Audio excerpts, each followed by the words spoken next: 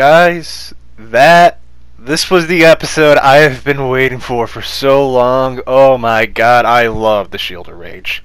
And it was one of my favorite parts of the manga, the earlier part, until we get to later on, but we're not there yet. But nonetheless, a little disclaimer with this review is I am currently watching the dub because, I kind of feel I was a little bit unjust with saying that it wasn't great. I'm going to give it, 7 episodes, and I'll give, if you want, an entire video on the dub, or, I can just do a review on Crunchyroll's dub, because, people want to know, is the dub worth watching? So far, I don't mind it too much watching this one, but, so as I said, if there's anything that's a little bit off, it is because it is the dub, and I'm not really surprised sometimes with dubs that kind of get things wrong from the Japanese kind of dub.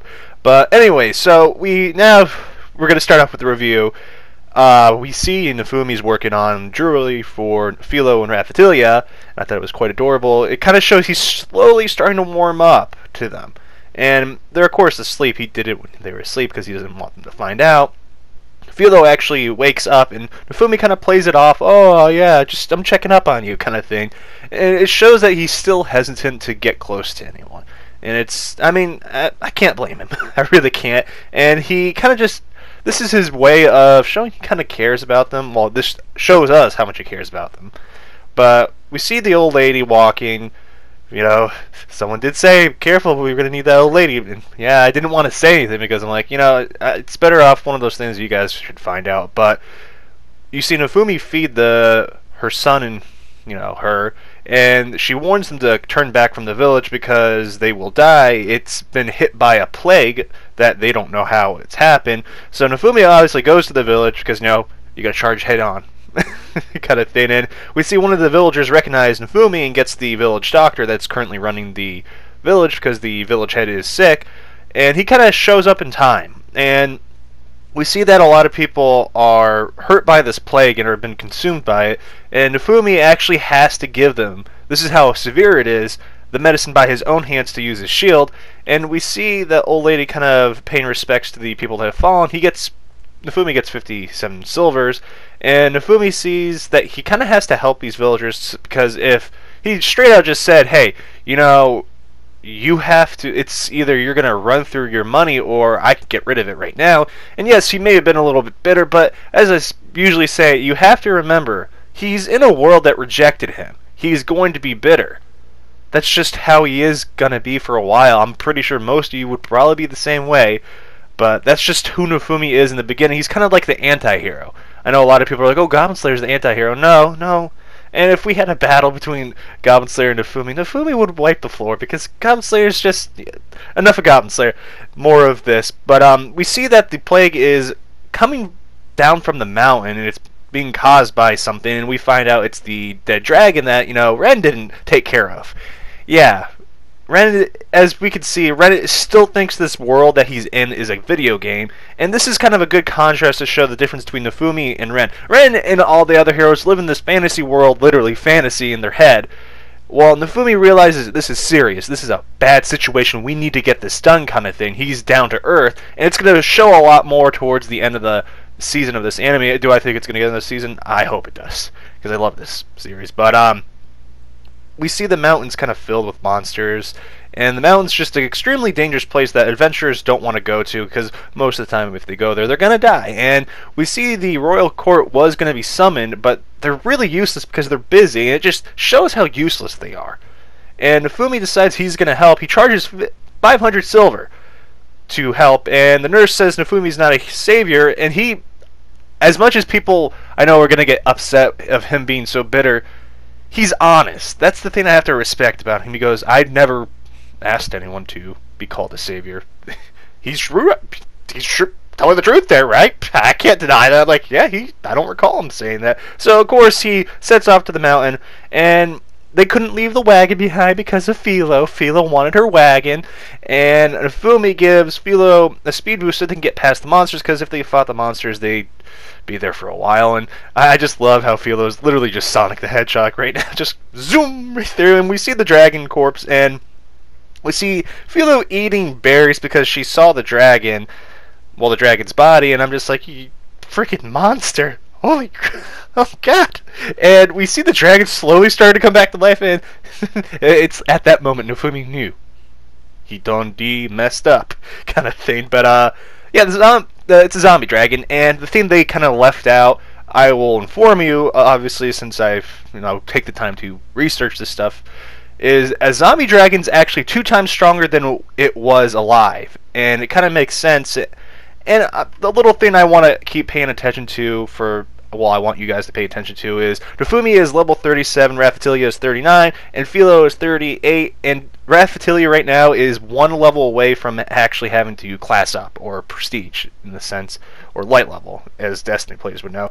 And we see Nofumi and Raphatilia run from the dragon, because they're smart, and Philo gets fired up because she hates dragons, and she attacks it. I mean, she hit that dragon, I'm like, damn, kind of thing, but Nofumi tries to block the poison, and he can't block it all, because later on you're going to find out it's not all poison, it's actually a curse. And if you ever play an MMO, there is a difference between poisoned and cursed. I know right now I'm getting back into Neverwinter, and I found that out really fast, and I cry because it's just, you need a priest or a good healer on your team.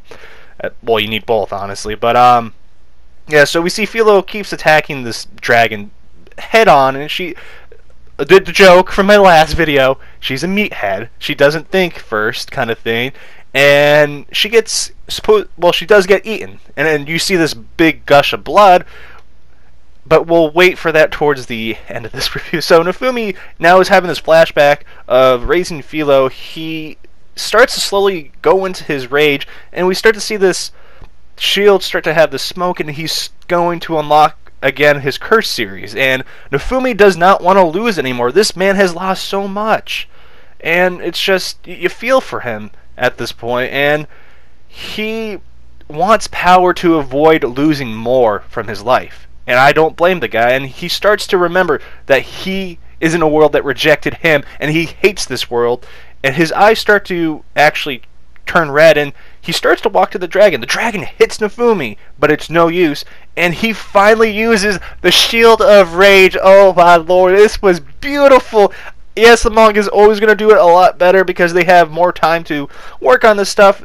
You have to remember that animating this stuff isn't always an easy thing, but nonetheless, they did a beautiful job on this, especially the artwork in this episode. I don't know if many people actually pay attention to it. I like looking at it, but damn, it was just beautiful, let me tell you, kind of thing. And the shield being engulfed by fire was just really a nice touch. And we see the dragon attacks Nofumi with its tail, but Nofumi goes, nah, you don't need that tail, I'm gonna cut it off and burn it. And I'm like, damn, kind of thing. We see that Nofumi is falling so deep into his hatred for this world that it's consuming him, and he slowly starts to get back to it because Raphatilia, he heard her words, and she's actually holding on to Nofumi, hoping that he's coming back to himself, and Raphatilia collapses, and we see Nofumi start to realize he needs to heal her, and he's panicking because it's not working. And we see all of a sudden the dragon fall down and, actually die. Raphatilia and Philo end up making it through. We see, Philo come out, and she explains what the blood was, which was, her fruit that she had, and I thought it was quite hilarious. And she actually found a purple crystal and ate it. The crystal that would sell for a lot, and Nofumi's like, well, that's not money I'm not getting. And we see Nofumi has to clean the dragon's body up, and he has to go and get, Raphatilia healed. And Nofumi gives up his 500 silver just for Raphatilia's treatment. And we find out that Raphatilia is cursed, so she needs holy water from the church. And this is where everything's going to start to kick off to another favorite part of the manga, or one of my favorite arcs in the series. And basically, it's going to be quite interesting. You're going to start to see a big new cult, but it's kind of been there the entire time. But so we see that Raphatilia is literally the only person that can make Nofumi snap back into who he was, and there's a clear underlining, but I think it is a Sununde. I know I'm probably not pronouncing it right, but that's who Nofumi is. He doesn't want to realize his own emotions. He doesn't want to hurt. I mean, I can understand. As I said, I usually can understand most emotions from people like that, because you're in a world that rejects you. At the end of the day, you're not going to want to get close to anyone. But yeah, So Philo actually gives another purple crystal. She didn't throw it up from her stomach, don't worry. I was like, oh, that's disgusting, kind of thing. But Nofumi actually tries to absorb it, but he can't. He needs to be a higher level. And he tries to look for the shield he used, and it's not a part of any upgrade trees that he has. And if he actually kept using, he realized if he kept using the shield, he would have killed Raphatilia and Philo. And he keeps blaming himself, and he tries to apologize for the girls for what he did, but the girls actually make him feel better, saying, oh no, it was a mixture of everyone. And so we see Nofumi kind of crack a smile finally, and they all, oh, you finally smile, you showed some kind of emotion kind of thing. And it's a really nice recover from it. And Raphatilia asking Nofumi, hey, can you spend the night with me? And he just sends Philo in, and Philo tries to get him too to sleep with both of them. And yeah, Nofumi's still in the he doesn't know his own feelings kind of thing. He's kind of focused on getting stronger so he doesn't lose anything, and it's understandable. I love this episode, honestly. I can actually finally say my opinion about this, but I do like the pacing, I have to say, because I do know they do not want to go in the middle of the Spirit Turtle arc, which is probably where we're going to end on for the 25 episodes. But hey, I cannot wait, honestly, for more of the episodes. But what did you think of this episode? Did you love it? Hate it? And we got to protect Raphatilia. We got to gather our energy to heal her. Come on, people. But I am actually going to have a video about Raphatilia, which is a deeper look into her. So wait for that video. It's probably going to be out on the weekends, most likely. But yeah, guys, I'll catch you later. This is Austin-Sensei, signing out. Peace.